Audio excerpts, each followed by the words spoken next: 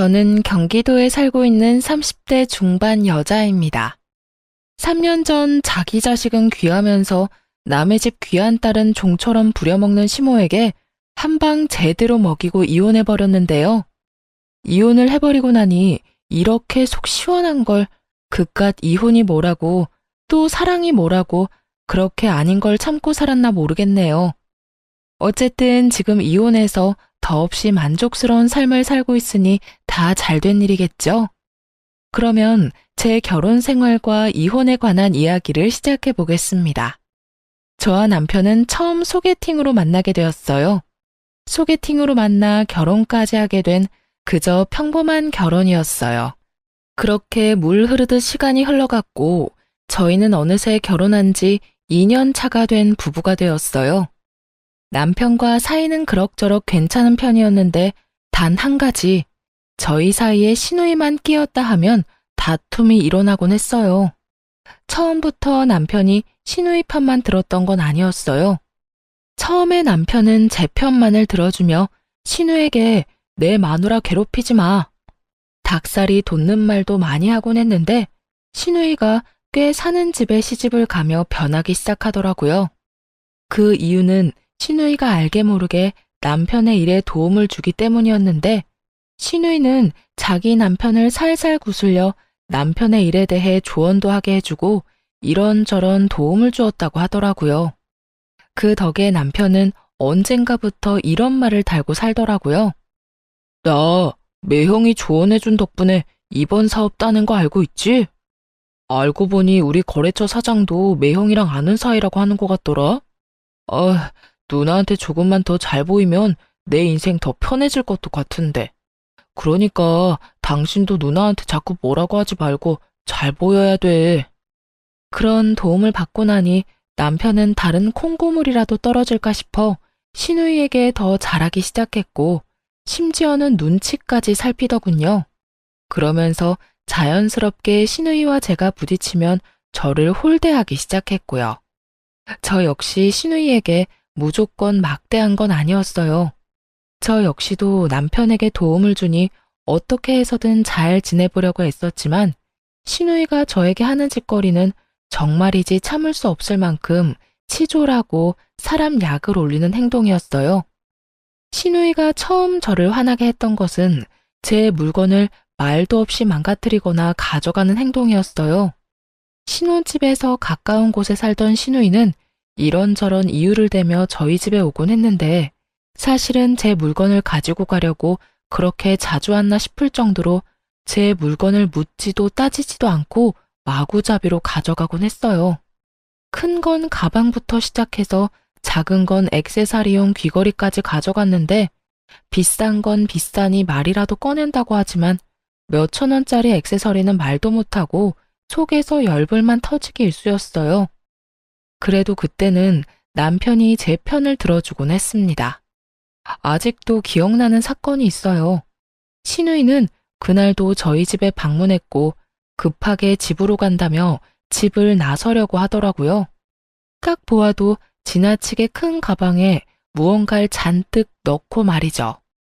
그걸 발견한 남편은 가려는 시누이를 붙잡고 이렇게 말했어요. 누나, 뭘 또 가져가는 거야?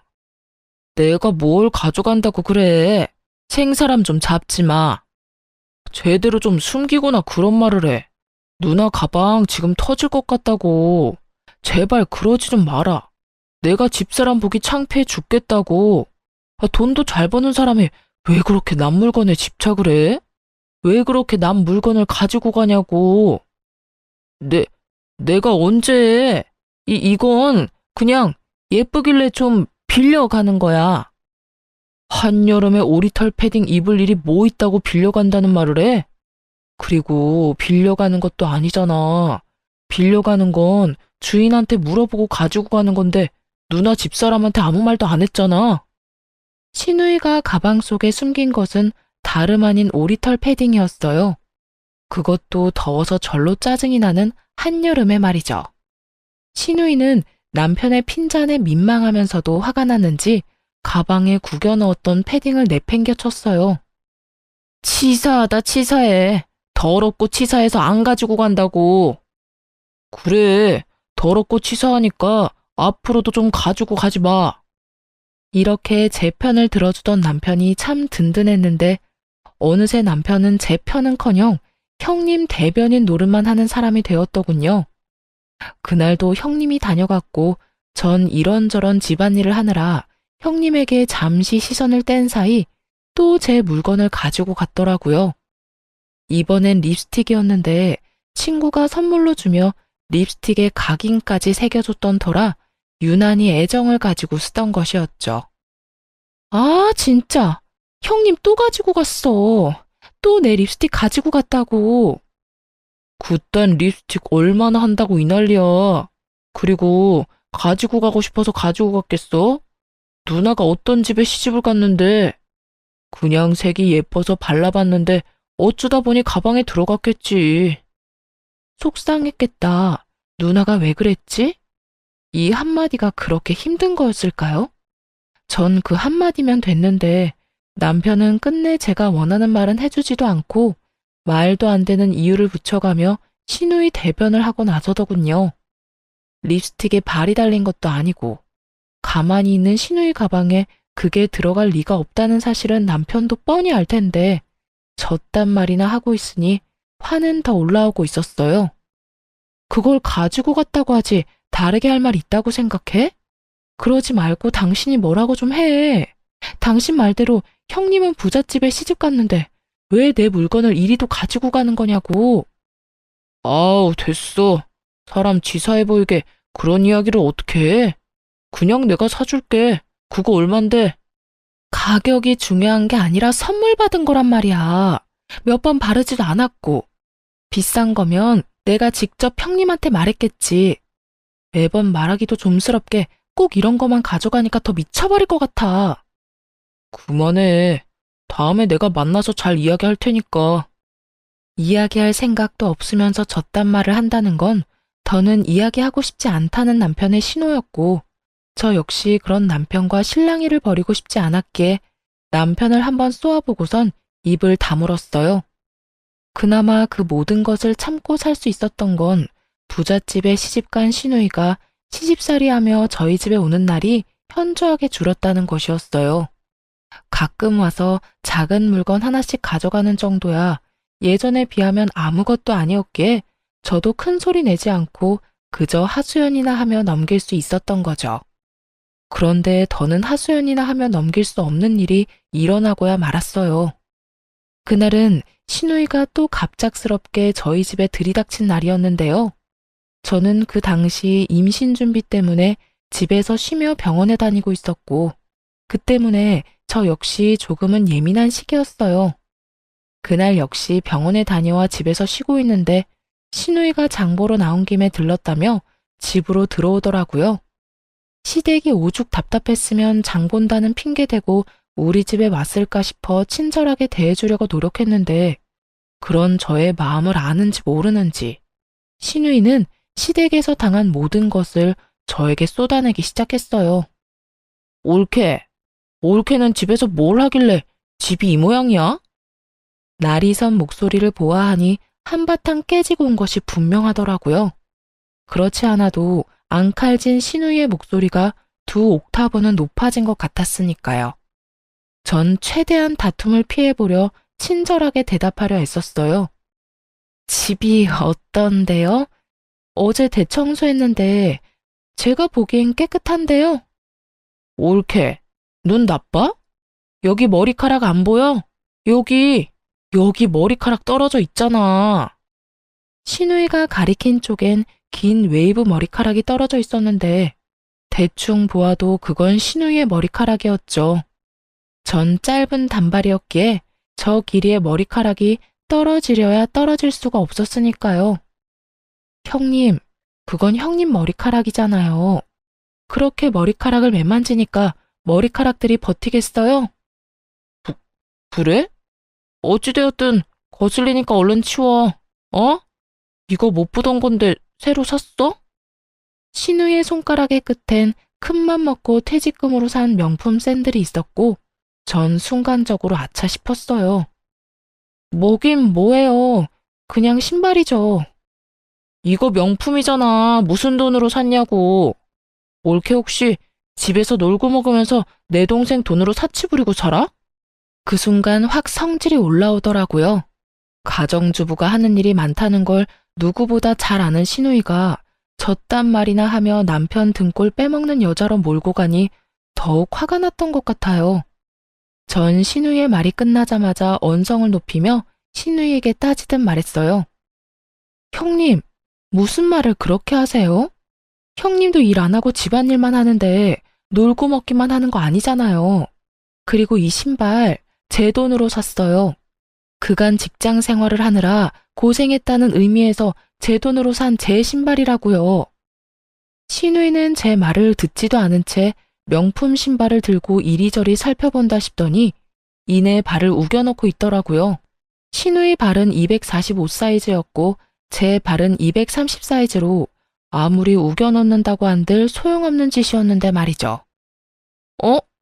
잘 넣으면 들어갈 것 같은데? 형님, 그러지 마세요. 그러다 망가진다고요. 에이, 망가지기는 무슨. 한번 신어보고 괜찮으면 나도 사려고 그래. 아, 있어봐. 이렇게 하면 들어가려나? 형님, 진짜 그러다 뜯어질 것 같아요. 아, 진짜 옳게. 안 뜯긴다니까. 혹시나 망가지면 내가 사줄게. 이까짓 거 얼마나 한다고 이 난리야? 시누이는 인정사정 없이 발을 밀어넣으며 뒤꿈치용 가죽 끝을 잡아당기고 있었고 결국 뚝 하는 소리와 함께 가죽이 뜯겨나가고 말았습니다. 형님! 어머, 이거 왜 이렇게 됐지? 멋쩍은 듯 웃는 시누이와 깊은 탄식과 함께 얼굴을 감싸지고야만 저의 사이엔 시누이의 얄미운 웃음소리만 맴돌고 있었어요. 그 순간 그간 시누이가 가져간 제 물건들이 떠오르며 참을 수 없는 화가 올라오더라고요. 하물며 저도 아끼느라 몇 번 신지도 않은 신발을 제가 그렇게 말렸음에도 불구하고 우겨넣다 제 눈앞에서 다 뜯어버렸으니 화가 나고도 남을 상황이었죠. 그 순간 정말 눈이 뒤집힌다는 느낌이 들며 시누이를 향해 그동안 쌓였던 울분을 토해냈어요. 형님, 진짜 왜 이러세요? 저한테 무슨 억하심정이라도 있어요? 그러지 않고서야 왜 저희 집에만 오면 이렇게 제 물건을 망가뜨리세요? 망가뜨리고 가져가 버리고. 형님, 저번에 제 명품 가방 말도 없이 가져가서 저하고 싸웠던 건 기억하죠? 그땐 뭐라고 했어요? 이제 제 물건은 더럽고 치사해서 쳐다도 안 본다고 하지 않았어요? 그 뒤로 어떻게 하셨어요? 그 뒤로 내가 뭘 어쨌는데. 난 그 뒤로 아무것도 안 가져갔어. 이거 왜 이래? 동서 그 정도 피해의식이면 병적인 거야. 병원에 가봐. 생사람 잡지 말고. 시누이는 제가 아무것도 몰라 아무 말도 안 했다고 생각하는지 딱 잡아떼며 저를 무슨 정신병이라도 걸린 사람 취급을 해대더라고요. 저는 그 모습에 더 화가 나 더럽고 치사해서 말하지 못했던 물건들을 집어주며 시누이에게 따져 물었죠. 병원은 형님이 가보셔야죠. 그 정도면 제가 아니라 형님이 무슨 문제가 있는 거라고요. 립스틱, 향수, 머리핀, 스카프 등등. 뭐라고 하기엔 치사한 것들만 골라서 하나씩 가져간 거 제가 몰라서 참고 있는 줄 아세요? 말 그대로 그런 걸로 입대기 더럽고 치사해서 안 한 거예요. 그런데 오늘은 이게 뭐예요? 제가 하지 말라고 분명 말했잖아요. 아니, 옳게. 진짜 말 너무 심하게 한다. 내가 무슨 도둑년이야? 내가 또 언제 내 동생 집에만 오면 동서 물건을 가지고 갔다고 그래. 그러면 아니에요? 올 때마다 꼭 하나씩은 가져가시잖아요. 아니거든. 몇 번 안 가지고 갈 때도 있었거든. 언제요? 아, 있긴 있었죠. 저나 남편한테 딱 걸려서 안 가지고 간 게 아니라 못 가져간 적은 여러 번 있긴 하죠. 옳게. 진짜 그런 식으로 말할 거야? 알겠어. 내가 더럽고 치사해서 옳게 물건은 쳐다도 안 볼 거야. 진짜야. 이까짓 것들 얼마나 한다고 이 난리를 부리는지 모르겠네. 그냥 선물 줬다고 생각하면 서로 편하잖아. 선물도 제 마음에서 우러나야 줄 수 있는 거예요. 형님 같으면 형님한테 선물 주고 싶겠어요? 그리고 매번 이까짓 거 그러는데 다른 건 다 됐고 얼마 되지도 않는 이까지 신발 가격 문자로 보낼 테니까 오늘 내로 입금해 주세요. 조금 전까지만 해도 당장 돈을 붙일 것처럼 굴던 시누이는 막상 제가 정말 돈을 요구하자 눈을 동그랗게 뜨고 저를 보며 이렇게 말하더라고요. 뭐? 지금 나한테 가족끼리 신발값을 받겠다는 거야? 네, 형님이 이까지 신발 망가지면 사준다고 하셨잖아요. 사주는 거 대신 돈으로 주세요. 형님이 짝퉁을 사줄지 중고를 사줄지 제가 어떻게 알고 신발로 받겠어요? 그러니까 돈으로 입금해 주시고 오늘은 이만 가주세요. 지금 당장 가달라고요. 저는 시누이를 밀어내며 닥달했고 시누이는 그런 제 행동이 어이가 없다는 듯 들고 있던 신발을 제 얼굴에 던져버리고 집을 나가버리더라고요. 그 순간 정말 생각 같아선 신발로 뒤통수를 날려버리고 싶은 걸 얼마나 참았나 모릅니다. 그래서 시누이가 돈을 보내줬냐고요? 아니요. 시누이는 끝끝내 돈을 붙여주지 않았고 그 후론 연락도 저희 집에 발걸음도 하지 않았어요. 고가의 신발값을 받지 못한 건 짜증도 나고 화도 나긴 했지만 빌어먹을 시누이를 안 보는 걸로 그 값을 대신한다고 생각하기로 했습니다. 그렇게 생각해야만 제 화를 다스릴 수 있을 것 같았거든요. 생각보다 시누이가 오지 않는다는 확신에서 주는 심적 안정과 평화로움은 더 달콤했습니다. 이런 컨디션이라면 그렇게 노력해도 안 되던 임신도 당장 될 것만 같은 기분마저 느껴졌어요. 그렇게 평화로운 시간이 지나고 있었는데 어느 날은 시모에게 시댁으로 오라는 연락이 왔더라고요. 이유를 물어도 대답을 해주지 않는 것이 미심쩍긴 했지만 오라는데 가지 않을 수도 없는 노릇이라 무거운 발걸음으로 시댁으로 가게 되었죠. 시댁에 들어서는 순간 저는 경악을 금치 못했어요. 시댁 거실 한가득 절인 배추가 보였고 그 한가운데에 선 시모는 저를 보자마자 일을 시켜 먹으려 들었으니까요. 왔니? 얼른 앞치마 하고 오거라. 오늘 김장 좀 해야 해. 네? 김장철도 아닌데 무슨 김장이에요. 아니, 이게 다 몇 포기예요? 얼마 안 되는데 50포기는 넘는데 100포기는 안 될 거야. 그래도 내가 너 힘들까봐 절인 배추를 산 거니까 고마운 줄 알아. 요즘에 이런 시어머니가 어디 있니? 네, 이런 시어머니가 또 없긴 하죠. 요즘 누가 김장철도 아닌 때에 식구도 없는 집에서 100포기씩 김장을 하나요? 심지어 저희 집 김치냉장고엔 김치가 가득한데 말이죠. 제가 알기론 시댁에도 남은 김치가 절반은 넘게 남았던 걸로 아는데 갑자기 김장이라고 하니 의아한 기분이 들었어요. 그런데 어머님, 갑자기 웬 김장이에요? 어머님네 김치도 아직 많이 남았잖아요. 어머님도 그렇고 남편도 그렇고. 김치 별로 안 먹어서 먹을 사람도 없는데 이만큼이나 해서 어쩌시려고 이렇게나 많이 하세요? 우리 먹을 거 아니다. 네 형님 줄 거야. 그 망할 옆에 내가 글쎄 내 딸한테 혼자 김장을 해라고 했다지 뭐니. 김장철도 아닌데 김치는 무슨 김치야. 그 옆에 내가 남의 집 귀한 딸을 부려먹어도 적당히 부려먹을 생각을 해야지. 아니, 내 딸이 뭘 잘못했다고 그렇게 괴롭히는지 모르겠다니까. 고얀 노인네가.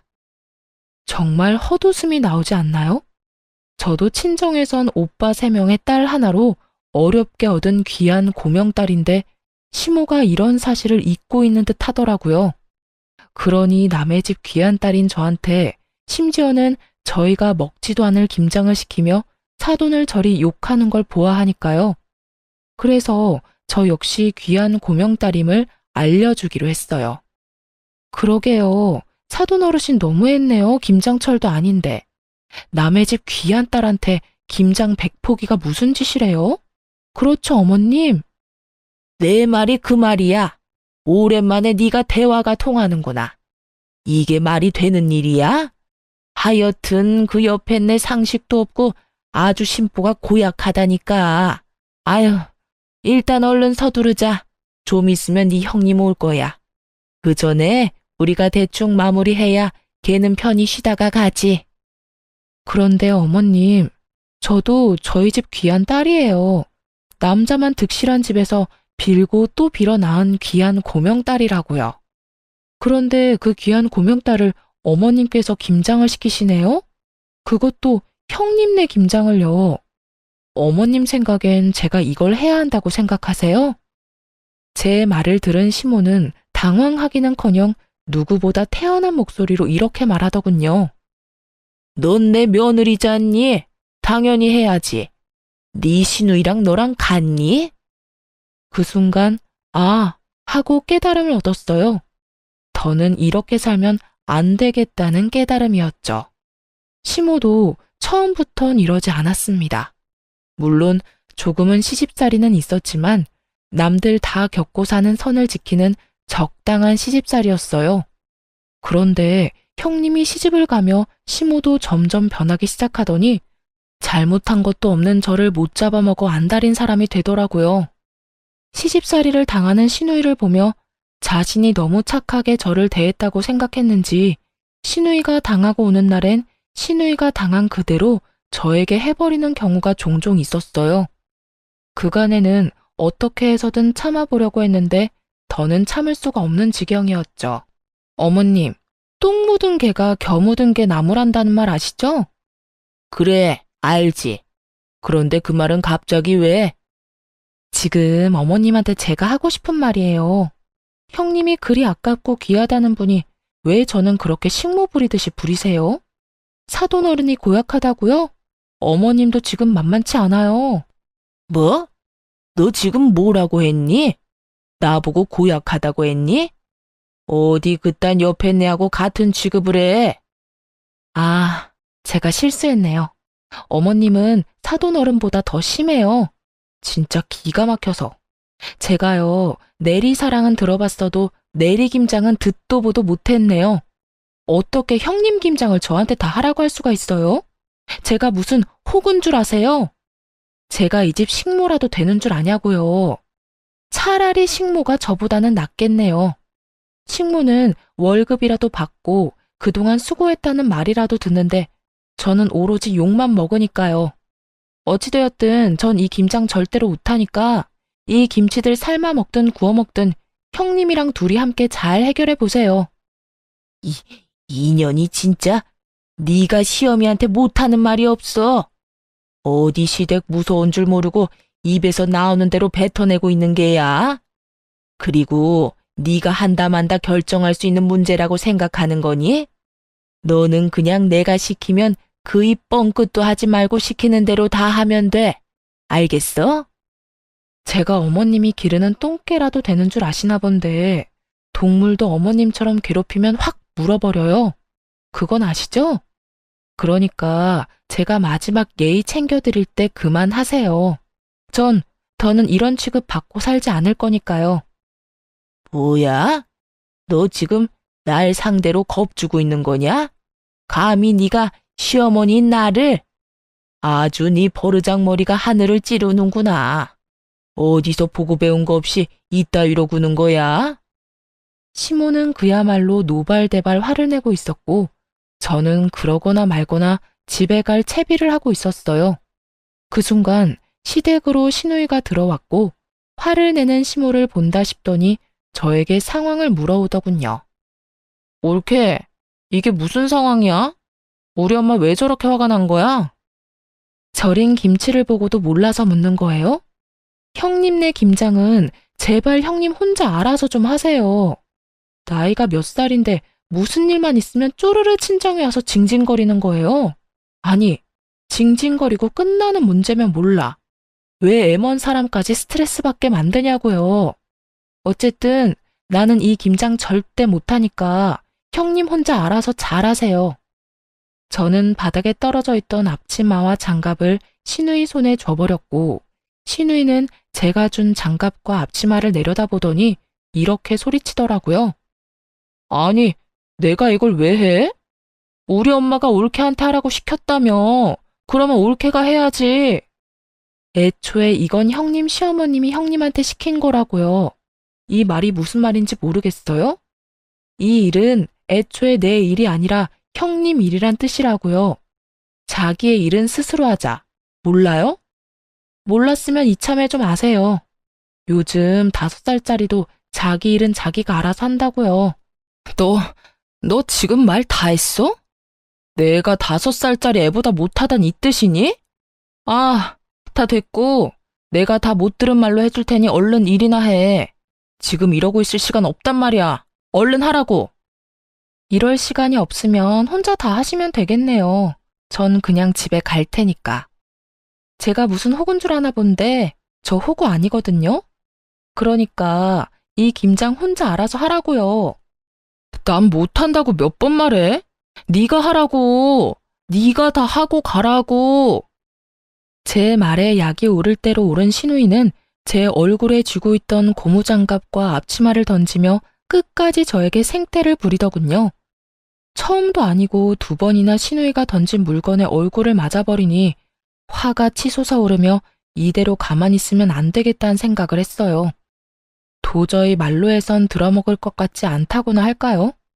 그래서 전 잘 절인 배추 한 포기를 신우이의 얼굴에 던져버렸습니다. 네, 그 막장 드라마의 한 장면처럼 말이죠. 야, 미친 게 지금 나한테 뭘 던지는 거야? 직접 맞아보고도 모르겠어? 왜? 한 포기 더 맞아볼래? 그러면 알겠어? 너 나한테 그따위 것 또 던지기만 해봐. 내가 가만히 안 있을 거야? 가만히 안 있으면 어쩔 건데. 그리고 너는 매번 나한테 이것저것 던져댔으면서 나는 왜 안 돼? 너 지금 나한테 너라고 했어? 감히 하늘 같은 형님한테 반말을 해? 하늘 같은 소리 한다. 정신 좀 차려라. 하는 짓거리는 땅보다도 못한 짓을 하면서 하늘 대접은 받고 싶어 하는 게 말이 된다고 생각해? 야, 더 하고 싶은 말도 없고 네 얼굴 보고 싶지도 않으니까 다신 나 부르지도 말고 연락도 하지 마. 그리고 이 김장도 네가 알아서 해. 알겠어? 야, 너 진짜 내가 가만 있을 줄 알아? 내가 너 내 동생이랑 이혼시킬 거야. 어떻게 해서든 내 동생이랑 이혼시키고 말 거라고. 그때 가서 후회하지 마. 그때 가서 울고불고 매달려도 소용없다 이거야.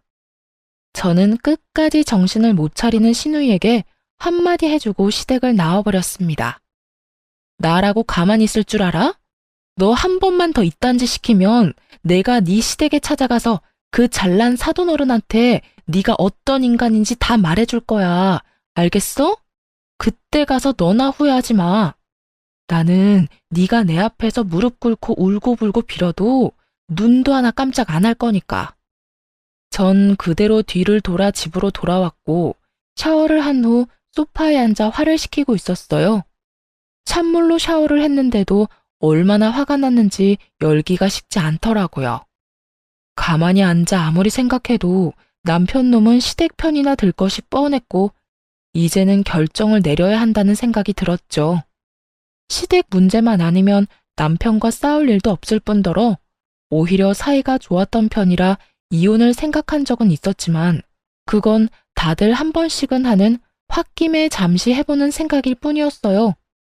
하지만 그런 일까지 겪고 나니 더는 이렇게 살고 싶지도 않았고 이 괴롭힘이 줄어들기는커녕 점점 심해질 것이 분명하니 이혼을 처음으로 진지하게 고민하고 또 생각하게 되었죠. 만약 남편이 이 순간의 행동을 똑바로 해준다면 시댁의 발길을 끊고 신우이와 연을 끊는 것으로 마무리하겠지만 그렇지 않다면 이혼해야 한다는 쪽으로 마음이 기울고 있었어요. 그런 생각들을 하며 저는 남편을 기다렸고 8시가 넘어도 온다 간다 소식이 없던 남편은 10시가 넘은 시간에 집으로 돌아오더군요. 그런데 남편은 혼자가 아니었어요. 잔뜩 굳은 표정을 한 남편의 뒤로 짐을 가득 들고 들어오는 신우이가 따라 들어오더라고요. 저는 또 이건 무슨 상황인가 싶더라고요. 맨몸으로 신우이가 왔다면 따지러 왔다고 생각할 수도 있겠지만 짐을 들고 들어오니 불안하면서도 의아했어요. 뭐야? 형님은 우리 집으로 들어와? 몰라서 물어. 오늘 당신이 누나네 김장 안 해줬다며. 누나랑 엄마 둘이서 그 많은 김장을 어떻게 해? 누나는 김장해 본 적도 없고 엄마는 나이가 있는데. 그래서 집에서 쫓겨났어. 그 할망구 진짜 너무하는 거 아니야? 아무리 그렇다고 해도 어떻게 사람을 쫓아낼 수 있어? 그래서 우리 집에 데리고 온 거라고? 앞으로 우리 집에서 살려고? 그러면 어떡해. 당신 때문에 모든 일이 이렇게 됐는데 우리가 책임져야지. 평생은 아니고 조만간 그 집에서 다시 부르면 돌아가면 되니까 그때까지만 좀 같이 살자. 내가 진짜 마지막 기회 준다고 생각하고 묻는 건데 이 모든 게 나 때문이라고 생각하는 거야? 그러면 누구 때문인데? 다 당신 때문이잖아. 그까지 김장 좀 해주면 되지. 왜 안 해줘서 이런 상황을 만들어? 그리고 당신 우리 누나 절인 김치로 싸대기까지 날렸다며? 내가 진짜 그 이야기 듣는데 내가 다 화가 나더라. 여러모로 당신이 잘못했으니까 당신도 아무 말 하지 말고 누나한테 잘못했다고 빌어 얼른. 그렇게 남편 놈은 마지막 기회마저 날려버리는 소리를 해대고 있었고 그 순간 잡고 있던 모든 끈이 끊어져 나가는 소리가 들리더군요. 신발 벗지 말고 너도 나가. 참 많이도 고민했는데 남편의 말을 듣는 순간 길었던 고민에 비해 결론은 빠르고 명확하게 결정되더라고요. 그래서 신발도 벗지 않은 두 사람에게 나가라고 소리쳐버렸고 남편과 시누이는 놀란 토끼 눈으로 저를 바라보더군요. 단연 놀란 것은 남편이었는데 아무리 싸워도 이런 말은 한 번도 하지 않았던 저였기에 순간 잘못 들었나 하는 눈빛을 보내며 다시 물어오더군요. 어? 뭐라고?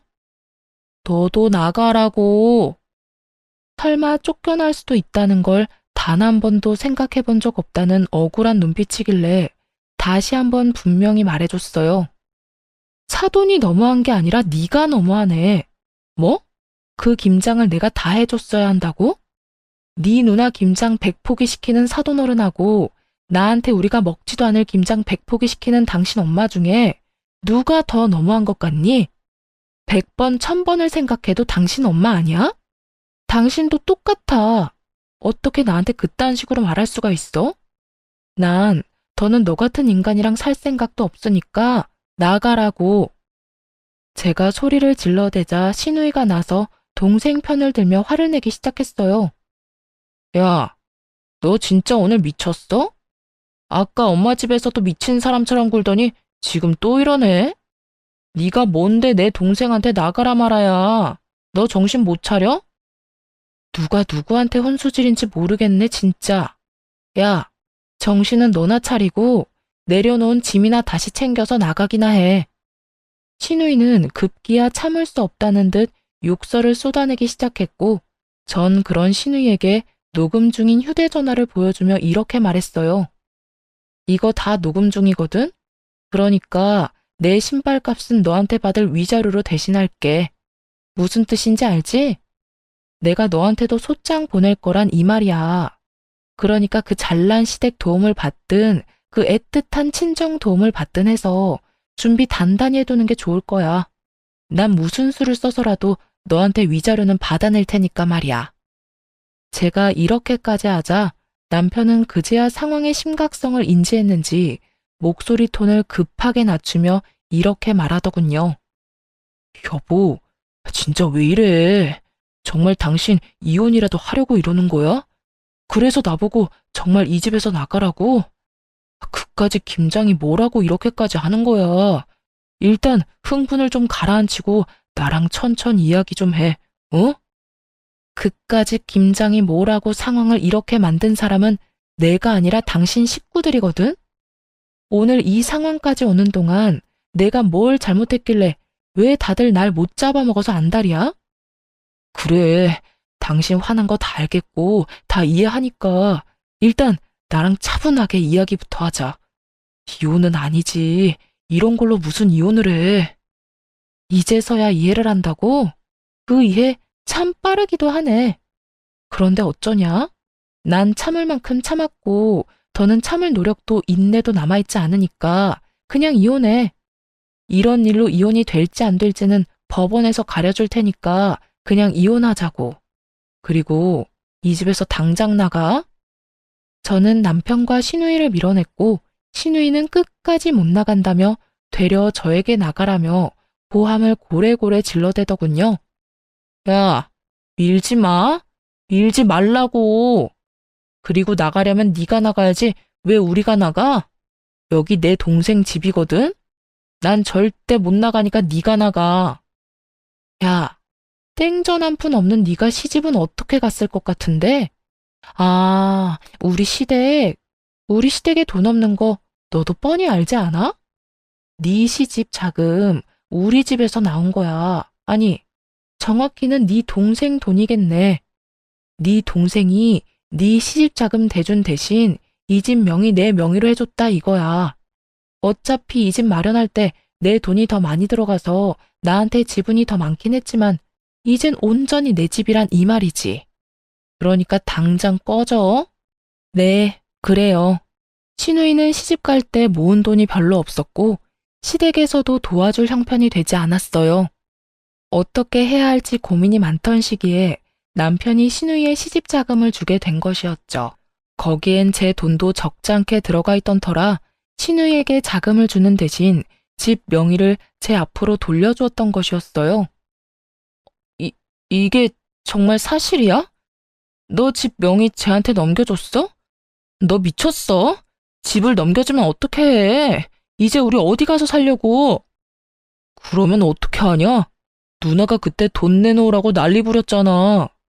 나한테 그런 큰 돈이 있을 리도 없고 있다고 한들 집사람이랑 같이 모은 돈뿐인데 누나 시집은 보내야 하니까 그랬지. 나라고 뭐 집까지 넘기고 싶어서 넘긴 줄 알아? 아, 그러게 내가 집사람 좀 적당히 괴롭히라고 했잖아. 그러다 나 이혼당하면 큰일 난다고. 집까지 넘긴 줄은 몰랐지. 그런 사실은 빨리 말했어야지.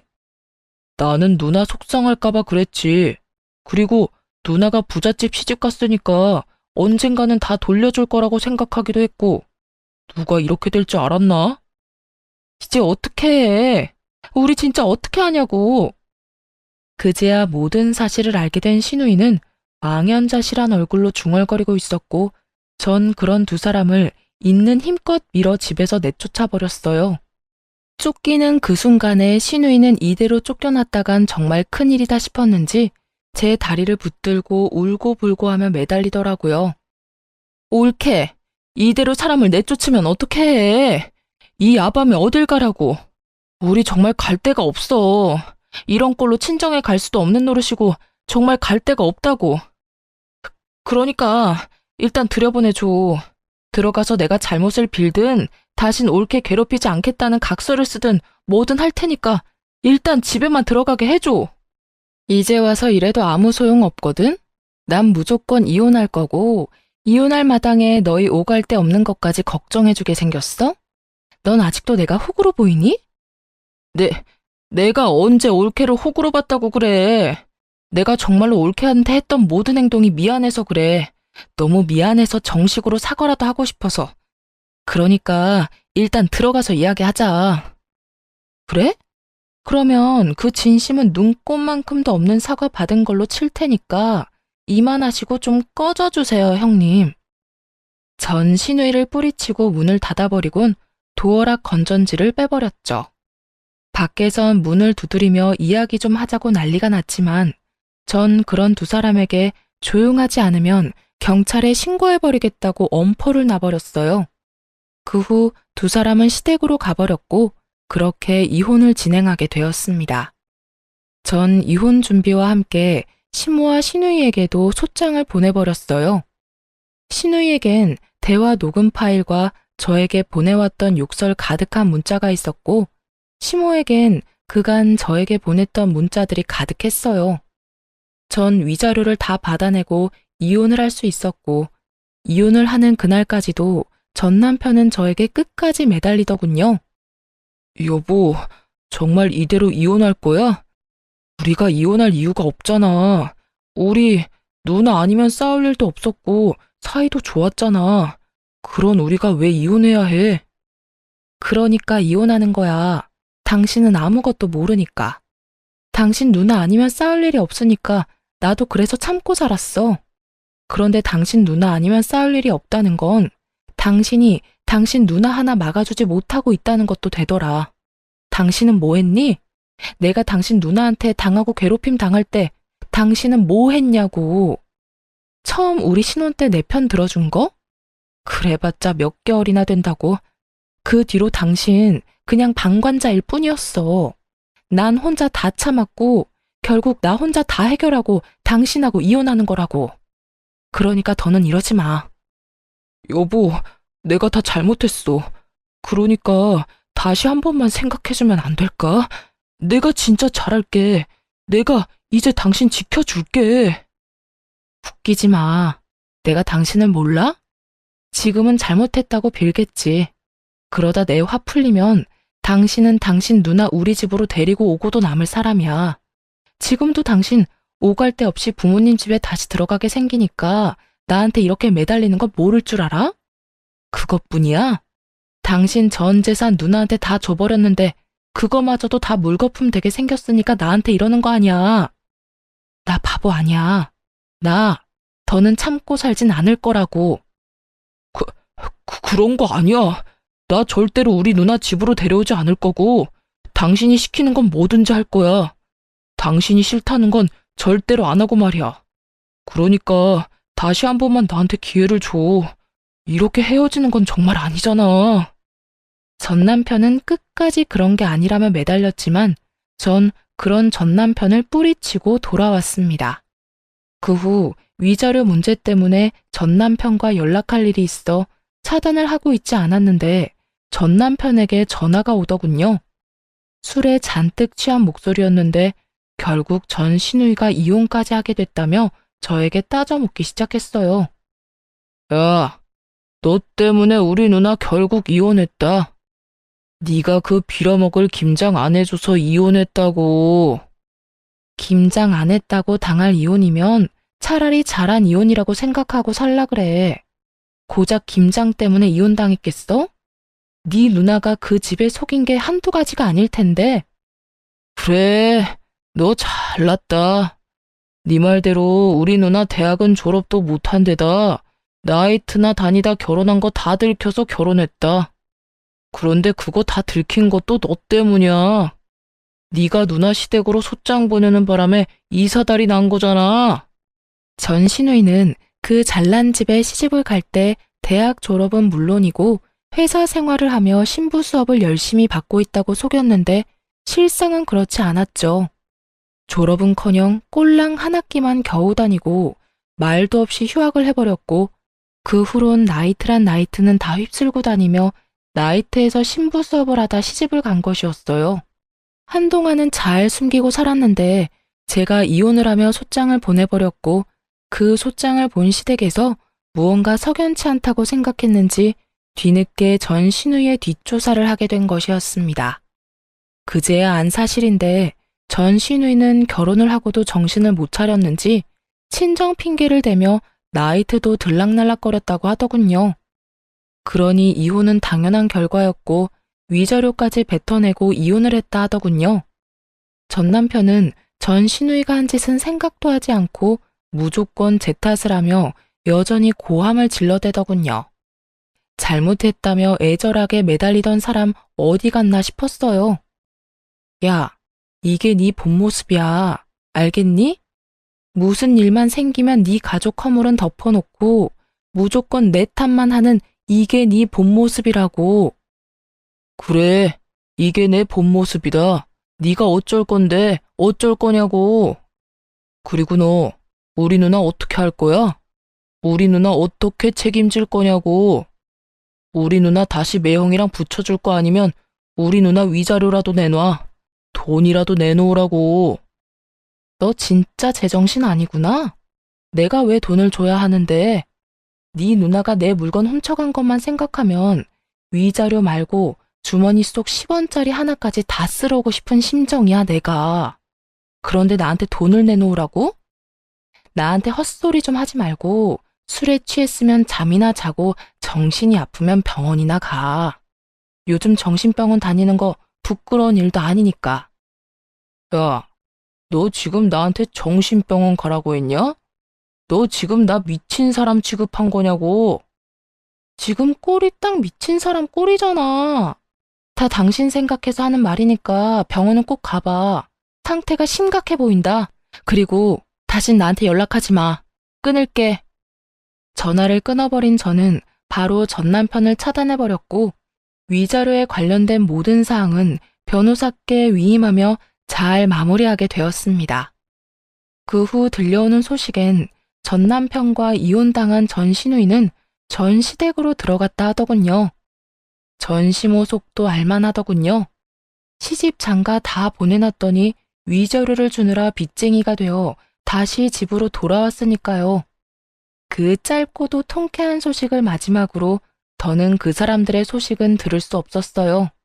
아니, 듣고 싶지도 않아 귀를 막고 살았네요. 그 후 전 집값이 많이 오른 집을 처분하고 혼자 살기 편한 작은 집을 얻어 잘 살고 있어요. 일을 쉰 지 오래돼서 그런지 취업이 잘 되지 않더라고요. 사연을 들어보면 제 취업도 턱턱 잘들 하시던데 저는 그렇진 않았어요. 그래서 엎어진 김에 쉬어간다고 생각하며 휴식기를 보내며 미래를 고민하게 되었고, 고민한 결과 작은 가게를 차리게 되었어요. 요즘엔 어느 정도 자리를 잡아 떵떵거릴 만큼 돈을 많이 버는 건 아니지만 생활에 무리 없을 만큼은 벌며 잘 지내고 있습니다. 전 앞으로도 이렇게 소소하게 지내며 큰 욕심 부리지 않고 그저 평범하게 살아보려고 해요. 이렇게 살아가다 좋은 사람이 생기면 연애도 다시 하고 꿈이 생기면 그 꿈을 위해 또 노력하며 살아가려고요. 가끔 저에게 이혼한 걸 후회한 적이 없냐고 묻는 사람들이 간혹 있는데요. 저는 그럴 때마다 이렇게 대답합니다. 왜 진작 이혼하지 않았을까? 그 후회는 한다고요. 이거 하나만 빼면 우리 부부 사이엔 아무 문제가 없는데라는 말은 그 하나를 해결하지 않아 우리가 계속 싸우고 있음을 너무 늦게야 깨달은 것이었죠. 어쨌든 전 이혼을 하고 난 후 후회는 해본 적도 없고 지금 살아가는 이 삶에 만족하고 행복하답니다. 이로써 저의 사연도 끝이 났습니다. 지금까지 긴 사연 함께 해주셔서 감사합니다.